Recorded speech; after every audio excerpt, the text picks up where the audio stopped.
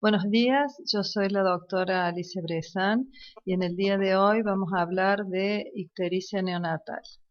La ictericia se presenta con mucha frecuencia en el recién nacido, siendo la mayoría de las veces fisiológica, pero en algunas ocasiones esta ictericia es patológica y puede llegar a provocar daños neurológicos irreversibles. Por lo tanto, los objetivos de esta clase serán definir la ictericia y su fisiopatogenia, desarrollar todos los conceptos básicos de la ictericia fisiológica y aprender a diagnosticar aquellas patológicas para determinar su tratamiento.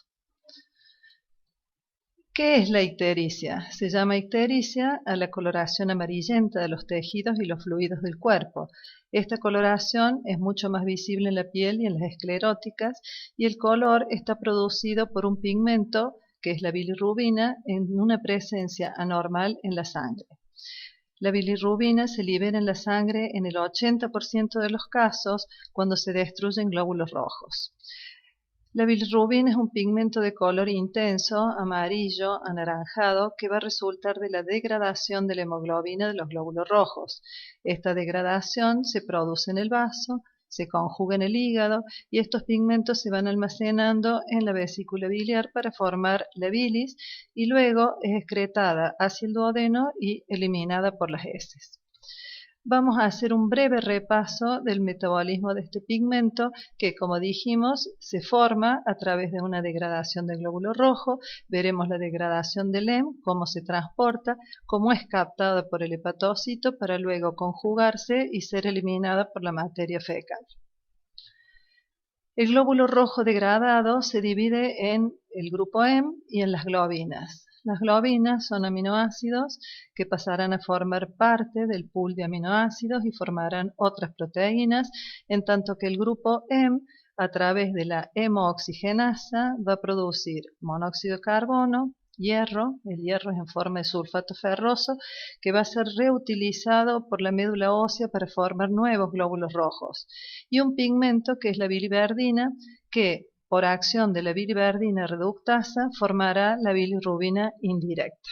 La bilirrubina indirecta debe ser transportada al hepatocito. La forma de ser transportada es a través de la unión con una albúmina que de esta forma llegará hasta la célula hepática. En una concentración de albúmina de 3,5 a 5 miligramos por decilitro se podrán transportar hasta 25 a 30 miligramos por decilitro de bilirrubina. Hay que considerar que este transporte se puede ver alterado cuando hay cambios en el pH sanguíneo. Una vez que llega al hepatocito, esta bilirrubina se desprende de la albúmina en el sinusoide para penetrar en el retículo endoplásmico, donde por acción de una glucuroniltransferasa pasará unida a un ácido glucurónico al canalículo biliar. De esta forma ya forma parte de la bilis en la vesícula y luego será eliminada por las heces. Por lo tanto, tenemos dos tipos de bilirrubina, la bilirrubina directa o la conjugada, que es esta que se encuentra unida al ácido glucurónico, que luego irá a la vesícula biliar, constituye parte de la bilis y su posterior eliminación por heces. El valor normal estándar es de 0 o a 0,3 miligramos por decilitro en sangre. En tanto que la bilirrubina indirecta o bilirrubina no conjugada se encuentra unida a la albúmina ya que todavía no se unió al ácido glucurónico y no puede eliminarse.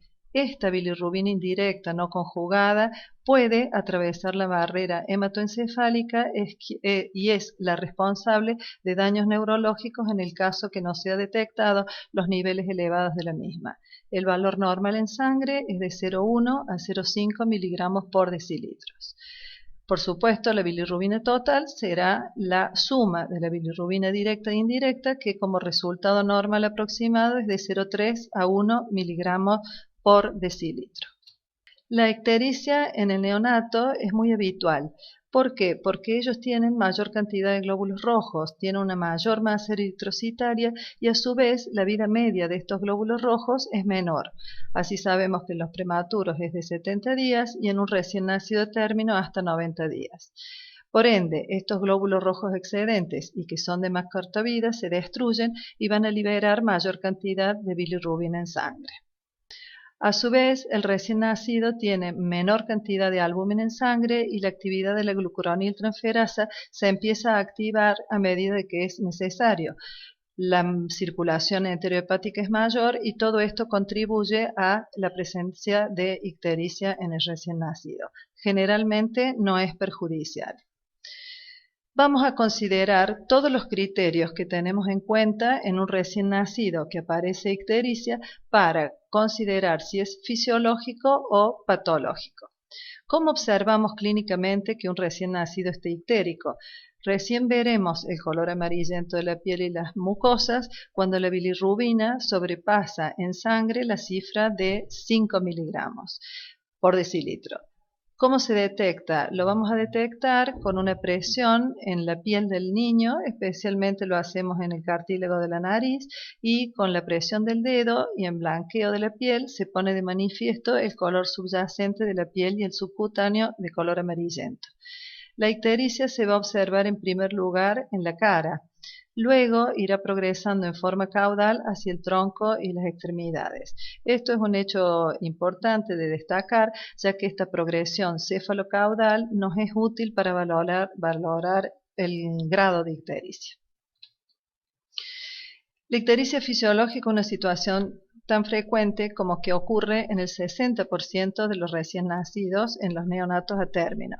La ictericia fisiológica se caracteriza porque es monosintomática, es fugaz, dura de 2 a 7 días y las cifras son leves. La bilirrubinemia es inferior a 12,9 miligramos por decilitro si el niño está recibiendo lactancia artificial o puede llegar a 15 miligramos por decilitro si recibe lactancia materna.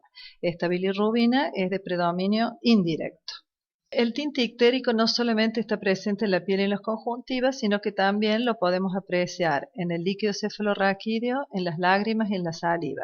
Esto ocurre especialmente en los casos patológicos. El desequilibrio entre la bilirrubina y la albúmina pueden acentuar más su toxicidad en los casos de prematurez, cuando hay hemólisis masiva, cuando hay acidosis, hipoxia, sepsis o hipoglucemia. Es necesario saber valorar la presencia o no de coluria y acolia, ya que estos son datos de gran valor diagnóstico. En los recién nacidos prematuros, aquellos menores de 37 semanas de gestación tienen 4 veces más posibilidades de hacer bilirrubinas elevadas mayores de 13 miligramos por decilitros. A su vez, los niños que reciben infusiones libres de electrolitos pueden presentar hiponatremia que disminuirá la osmolaridad con un aumento de la fragilidad del glóbulo rojo y esto provocará mayores valores de bilirrubina en sangre. También debemos recordar que alrededor del 10% de los niños con hipotiroidismo congénito desarrollarán una ictericia prolongada. Ahora hablaremos de ictericia patológica. Se considera que la ictericia patológica tiene una frecuencia del 6% en los recién nacidos. Vamos a considerar que esta presencia de ictericia es anormal si se presenta en las primeras 24 horas o se acompañan de otros síntomas. A su vez, si las cifras de bilirrubina aumentan más de 5 miligramos por decilitro por día, debemos preocuparnos, como así también cuando sobrepasa los límites definidos para ictericia fisiológica, que habíamos dicho que era para un niño alimentado con fórmula a 12,9 miligramos por decilitro y aquellos que se alimentan con pecho materno hasta 15 miligramos por decilitro. También es preocupante si la fracción directa de bilirrubina es superior a 2 miligramos por decilitro. A su vez, también es importante observar la duración de la bilirrubina. Si dura más de una semana en un recién nacido término, excepto aquel que solo recibe lactancia materna, que ya lo veremos posteriormente, y aquel que sea prematuro y su ictericia dure más de 2 semanas.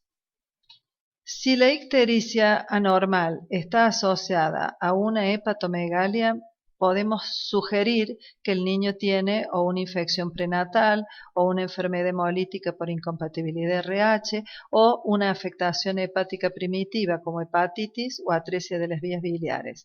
En estos últimos generalmente son ictericias muy prolongadas o de aparición tardía. Si la ictericia patológica tiene esplenomegalia, nosotros deberíamos sospechar que existe un foco hematopoyético extramedular o que el recién nacido tiene una infección prenatal. ¿Qué consecuencias puede tener la hiperbilirrubinemia? La bilirrubina libre, o sea, la bilirrubina indirecta o no conjugada, es la fracción potencialmente tóxica para el sistema nervioso central. Es la que puede atravesar la barrera hematoencefálica, impregnando los ganglios basales y núcleos del tallo cerebral, provocando un daño neurológico irreversible llamado kernícteros. El kerníctero es una secuela importante y temida de la encefalopatía bilirrubínica. Es una enfermedad devastadora que es prevenible porque si nosotros vamos controlando el aumento de esta bilirrubina y sabiendo cuándo es necesario hacer un tratamiento y qué tratamiento hacer, no vamos a tener kernícteros. ¿Qué produce esta impregnación de los núcleos de la base? Una parálisis cerebral de tipo coriotetóxica con una oftalmoplejía, hipoacusia neurosensorial, displasia del esmalte dental y un gran déficit cognitivo. Habíamos dicho que los valores de bilirrubina indirecta que debíamos considerar como no patológica era más elevado en el caso de que los niños se alimentaran solo con pecho materno. Existe lo que se denomina síndrome de ictericia de leche humana. Es la presencia de una hiperbilirrubinemia no conjugada que es transitoria, que se da en los recién nacidos a término y sanos y en los que se han descartado otras patologías. Generalmente aparece en la primera semana con un pico entre los 5 y 14 días y los valores pueden llegar a ser elevados de 10 hasta 30 miligramos por decilitros. Va disminuyendo espontáneamente entre la tercera y 12ª semana y esta bilirrubinemia por lactancia materna se presenta en el 0,5 a 2,5 de los recién nacidos alimentados a pecho. A veces los valores son tan elevados que el niño se ve francamente amarillo y hay preocupación en los padres y también puede haber cierta inquietud entre nosotros. La forma de determinar de qué es por el pecho materno es suspender por un día o unas horas la lactancia, apoyar la alimentación con una leche de fórmula y si los valores bajan, inmediatamente corroboramos que esto está producido por la leche materna y no debemos preocuparnos, ya que esta ictericia siempre es benigna.